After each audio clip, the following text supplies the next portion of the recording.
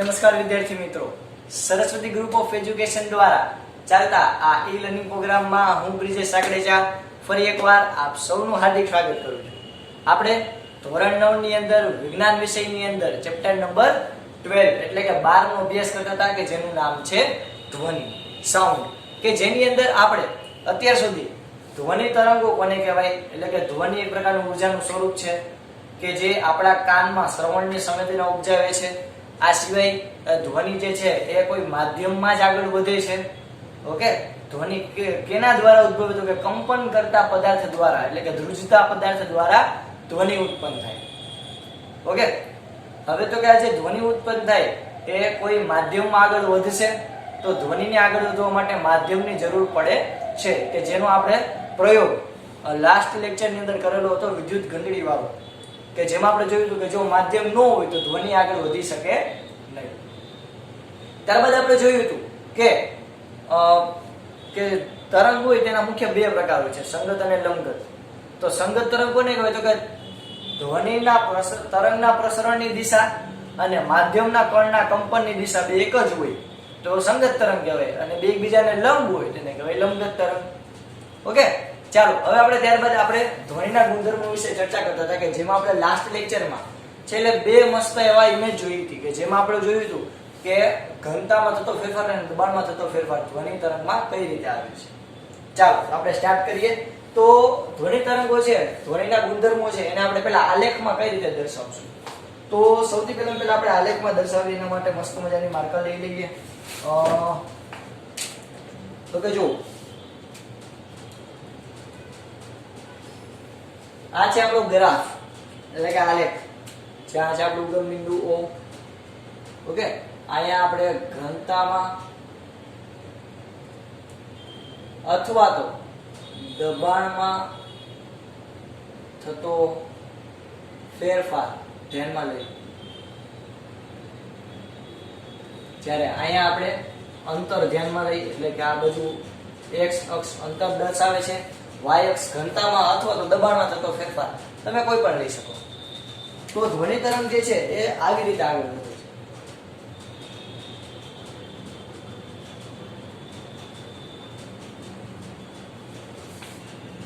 Okay, આવી રીતે આગળ વધશે ડીચકડાના. તો આ શું છે હકીકતમાં તો કે ભાઈ કાંઈ નથી, આ ગ્રાફિકલ રિપ્રેઝન્ટેશન છે એટલે કે આપણે ગ્રાફની રીતે દર્શાવ્યું છે ધ્વનિના તરંગો કઈ રીતે આગળ વધે. તો જો તમે ધ્યાનથી અવલોકન કરો તો પહેલા તો કોઈ પદાર્થ છે ધ્વનિ જે છે એના દબાણમાં આ બાજુ પોઝિટિવ વેલ્યુ હશે અને આ બાજુ કેવી નેગેટિવ વેલ્યુ હશે. તો અહીંયા દબાણમાં થતો ફેરફાર વધારે હશે, પોઝિટિવ હશે, એટલે કે કોઈ માધ્યમ ધ્રુજવાનું ચાલુ કરશે એટલે યાદ કરો આપણે કીધું હતું કે પહેલા એ સંઘનન અનુભવે. તો સંઘનન થાય અને સંઘનન થાય એટલે દબાણ વધે. તો જો દબાણ વધતું ગયું એકદમ વધ્યું, પછી ધીરે ધીરે દબાણ ઘટતું ગયું અહીંયા સુધી ઘટ્યું, ફરી દબાણ વધતું ગયું એટલે સંઘનન અને વિઘનન આ પ્રક્રિયાને આપણે આલેખમાં દર્શાવ્યું છે. ઓકે, તો આ ગ્રાફિકલ રિપ્રેઝન્ટેશન થયું એટલે કે ગ્રાફની રીતે આપણે આ ધ્વનિના તરંગોને દેખાડ્યા છે. તો આ સંઘનન અને વિઘનનની પ્રક્રિયા છે. તો આ દ્વારા આપણે ધ્વનિના તરંગોને દર્શાવી શકીએ. તો જ્યાં સંઘનનમાં કણો ખૂબ જ નજીક હશે, સંઘનન તો એની અંદર માધ્યમના કણો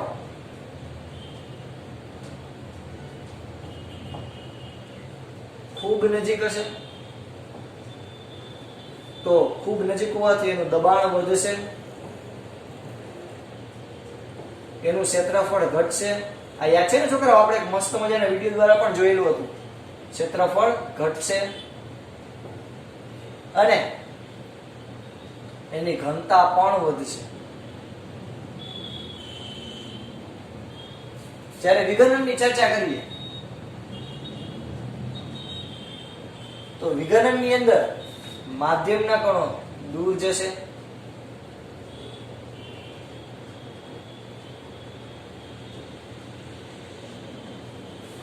તેથી એનું દબાણ ઘટશે એટલે એમની વચ્ચેનું ક્ષેત્રફળ હું કહી શકું વધશે અને એની વચ્ચેની ઘનતા પણ ઘટશે. ઓકે, તો અહીંયા જે ખાડો પડ્યો એ મહત્તમ વિઘનનનો વિસ્તાર દર્શાવે છે. જો આ પોઈન્ટ જે છે, જો તમે ધ્યાનથી અવલોકન કરો તો પેલા અહીંયાથી કોઈ કણે એટલે કે ધ્વનિના તરંગની પ્રસરણની શરૂઆત થઈ તો પેલા દબાણ વધ્યું મેક્સિમમ દબાણ થયું. તો જો દબાણ વધ્યું અહીંયા મેક્સિમમ દબાણ થયું એટલે આ બિંદુએ દબાણ કેવું હશે? મહત્તમ. એટલે કે તમે એમ કહી શકો કે સંઘનન મહત્તમ આ બિંદુએ હશે.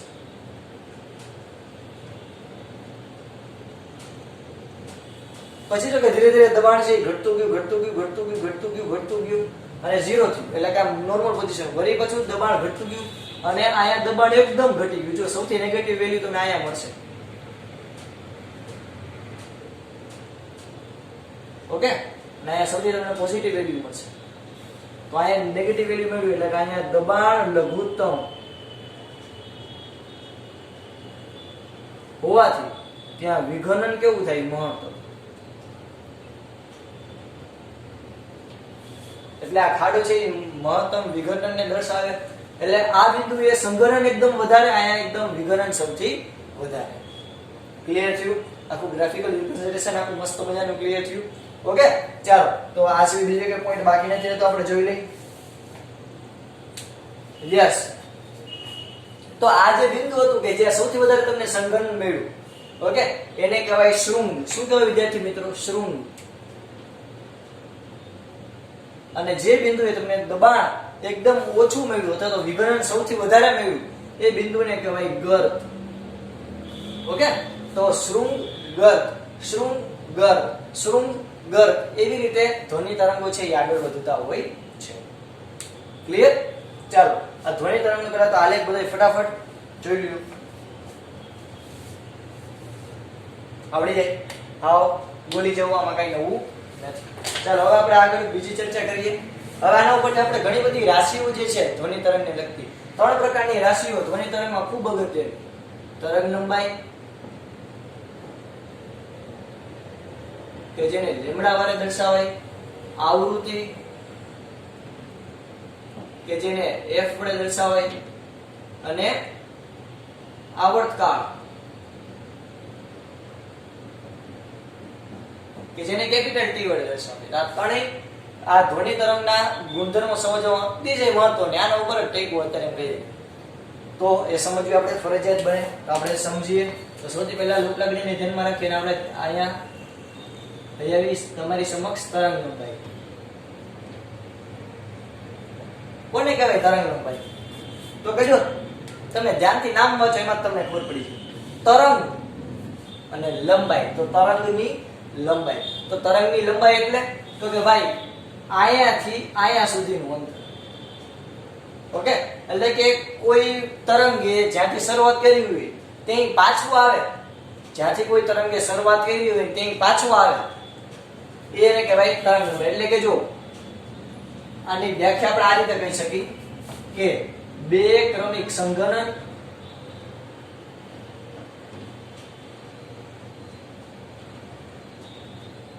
અથવા બે ક્રમિક વિઘનન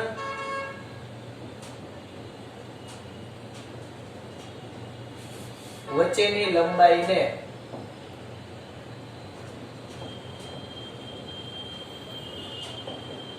શું કહેવાય? તરંગ. શું કહેવાય વિદ્યાર્થી મિત્રો? તરંગ લંબાઈ. એટલે શું કીધું આપણને? તો કે જો આ શૃંગ છે અને આ બિંદુ પણ શૃંગ છે. તો આ બે શૃંગ જે છે એ બે શૃંગ વચ્ચેનું અંતર કે જેને હું લેમ્ડા, તરંગ લંબાઈને લેમ્ડા વડે દર્શાવાય. એ લીલી લેમ્બડી, આ લેમ્બડી નથી, લેમ્ડા, આ લેમ્ડા. અથવા તો અહીંયા ગર્ત. તો જો અહીંયા પણ એક ગર્ત આવે, આવી રીતે આમ કરો તો આ બે ક્રમિક ગર્ત વચ્ચેના અંતરને શું કહેવાય? લેમ્ડા. તો બે ક્રમિક શૃંગ એટલે કે બે ક્રમિક શૃંગ અથવા તો બે ક્રમિક ગર્ત વચ્ચેના અંતરને કહેવાય તરંગ લંબાઈ. આવડી જાય? તરંગ લંબાઈનો SI એકમ એટલે કે સ્ટાન્ડર્ડ ઇન્ટરનેશનલ એકમ છે મીટર, કારણ કે એક પ્રકારની લંબાઈ છે. ઓકે, ક્લિયર થયું? પણ ઘણી વખત તરંગ લંબાઈને નાના એકમમાં દર્શાવવામાં આવે છે. એનો નાનો એકમ છે એંગસ્ટ્રોમ.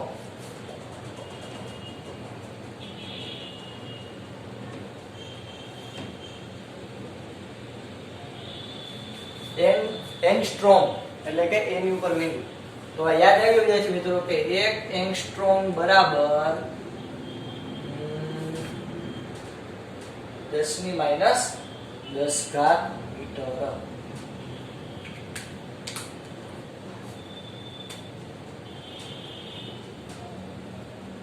એક એંગસ્ટ્રોમ બરાબર 10 ની માઈનસ 10 ઘાત મીટર. ઓકે, આ બે વચ્ચેનો રિલેશન છે. ક્લિયર છે પહેલા? ઓકે, તો તરંગ લંબાઈમાં કેટલું લખવાનું? તો કે બે ક્રમિક સંઘનન અથવા તો બે ક્રમિક વિઘનન, એટલે કે આને સ્લેશ કરી નાખું જેથી તને ખબર પડે, અથવા કરી નાખું. બે ક્રમિક વિઘનન વચ્ચેની લંબાઈને કહેવાય તરંગ લંબાઈ. તેને લેમ્બડા વડે દર્શાવવામાં આવે. લખી નાખીએ આપણે. તેને ગ્રીક અક્ષર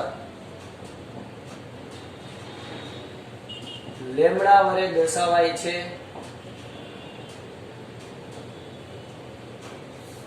ઓકે, તો આ 4 પોઈન્ટ યાદ રાખવા તરંગ લંબાઈ વિશે. તરંગ લંબાઈ એટલે શું? તો કે બે ક્રમિક સંઘનન, આ સંઘનન અથવા બે ક્રમિક વિઘનન વચ્ચેના અંતરને કહેવાય તરંગ લંબાઈ, અથવા તો બે ક્રમિક શૃંગ અને બે ક્રમિક ગર્ત વચ્ચેના અંતરને કહેવાય તરંગ લંબાઈ. તમે કોઈ પણ રીતે કહી શકો. નાના એકમ તરંગ લંબાઈનો પહેલા તો એસઆઈ એકમ છે મીટર, એના કરતા નાનો એકમ છે એંગસ્ટ્રોમ, એટલે કે 1 એંગસ્ટ્રોમ બરાબર 10 ની માઈનસ 10 ઘાત મીટર. તેને ગ્રીક અક્ષર લેમ્બડા વડે દર્શાવવામાં આવે છે. કેના વડે? તો કે લેમ્બડા વડે દર્શાવવામાં આવે છે. ક્લિયર? ચાલો, હવે તો કે જો આપણે એના પછી આપણે બીજું રાશિ જોઈએ જેનું નામ છે આવૃત્તિ.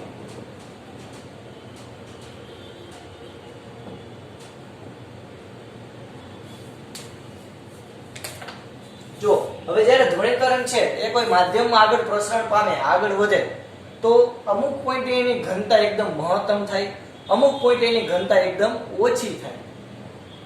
ઓકે, સંઘનન થાય તો એની ઘનતા વધે, વળી વિઘનન થાય તો ઘનતા ઘટે, વળી સંઘનન થાય તો ઘનતા વધે, વળી વિઘનન થાય તો ઘનતા ઘટે. તો આ ધ્વનિ તરંગ જ્યારે પ્રસરણ પામે ત્યારે સંઘનન અને વિઘનનની પ્રક્રિયા થવાને કારણે અમુક બિંદુએ એની ઘનતા વધે છે, જ્યારે અમુક બિંદુએ એની ઘનતા ઘટે છે. તો આવૃત્તિ એટલે શું? તો કે ભાઈ આવૃત્તિ એટલે સિમ્પલ યાદ રાખજો વિદ્યાર્થી મિત્રો કે 1 સેકન્ડમાં થતી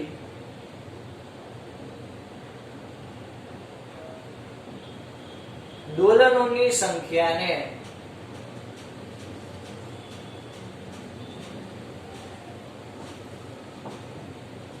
શું કહેવાય? આવૃત્તિ. 1 સેકન્ડમાં થતી દોલનોની સંખ્યા. 1 સેકન્ડમાં એટલે તો કે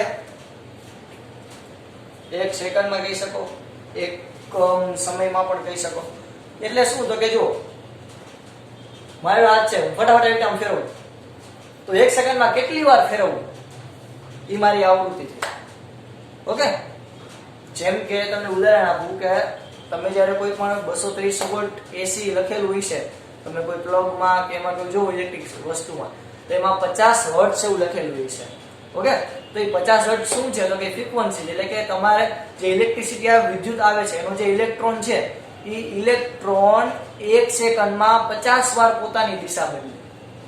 કેટલી વાર? 50 વાર. એટલે કે ટોટલ 100 વાર દોલન કરે, 100 વાર આમ ડિસ્કો કરે. થયું ને બધું?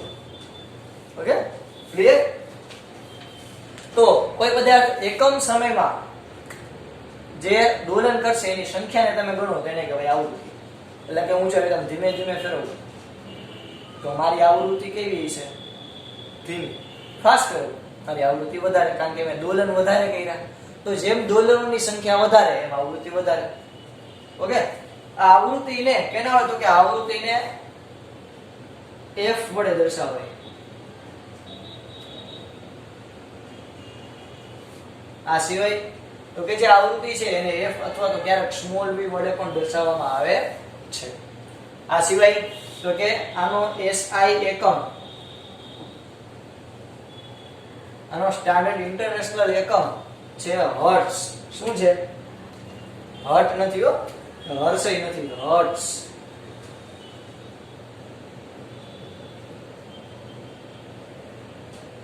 ઓકે, તો તો એનો SI એકમ છે હર્ટ્ઝ. આટલું ક્લિયર થયું? એક સેકન્ડમાં થતી દોલનોની સંખ્યાને કહેવાય આવૃત્તિ. તેને f વડે દર્શાવાય, પણ હવે પહેલા એને f વડે દર્શાવવામાં આવતું, હવે એને ગ્રીક અક્ષર જે છે સ્મોલ v એના વડે દર્શાવાય છે, અને SI એકમમાં એનો એકમ છે હર્ટ્ઝ. ઓકે, હવે ત્રીજી આપણે વસ્તુ લઈ લઈએ. ત્રીજું થયું આવર્તકાળ.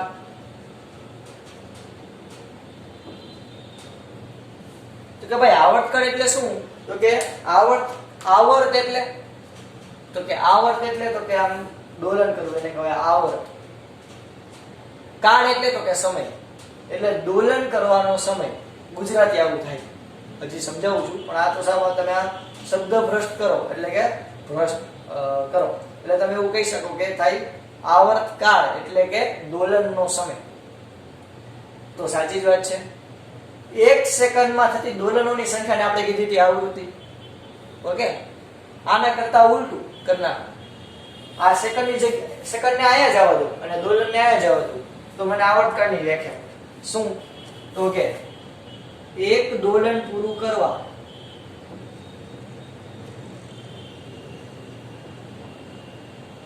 લાગતા સમયને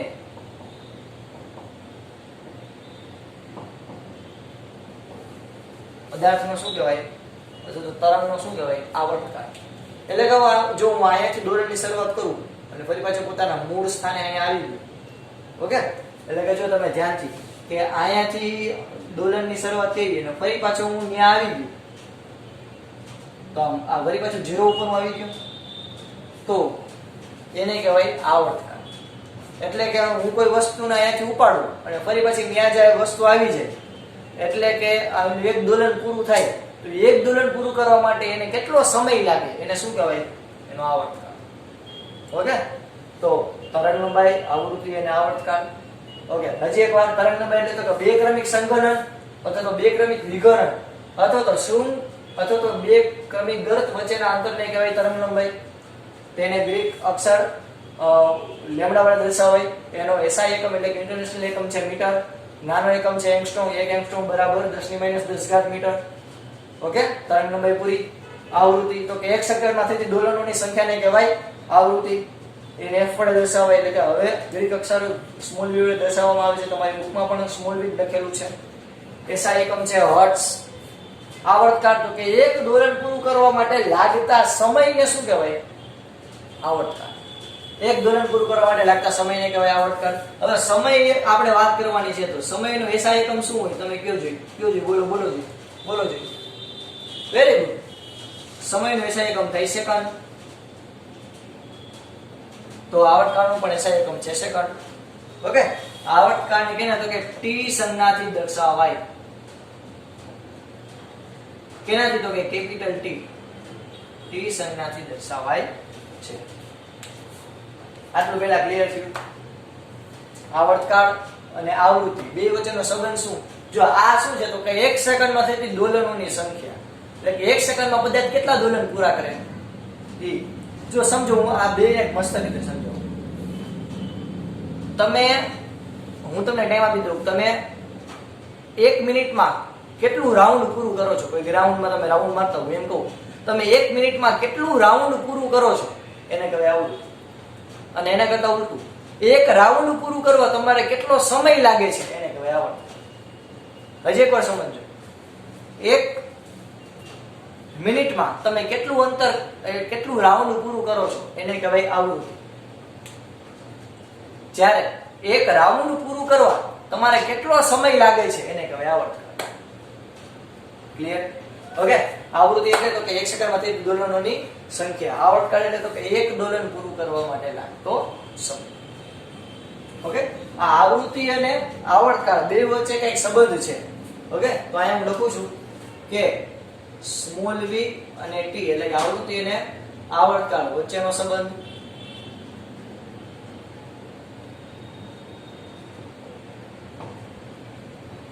તો આવૃત્તિ અને આવર્તકાળ વચ્ચેનો સંબંધ કંઈક આ રીતે છે.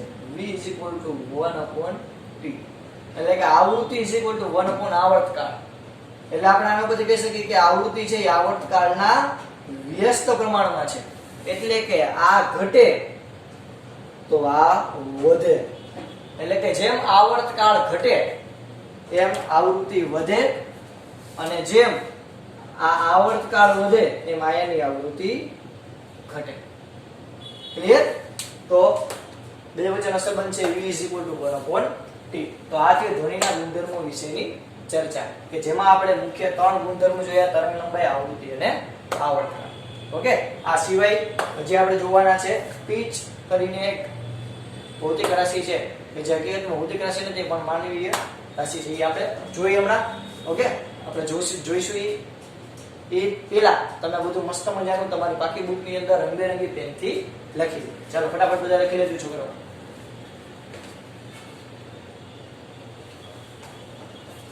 ઓકે, ચાલો આપણે ત્યાં સુધી રાખીએ. ઓકે, આ બધું તમે તમારી પાકી બુક ની અંદર મસ્ત મજાનું રંગબેરંગી પેનથી લખી લેજો. અહીંયા સુધી રાખીએ. જય ભારત, જય હિન્દ લખી લેજો.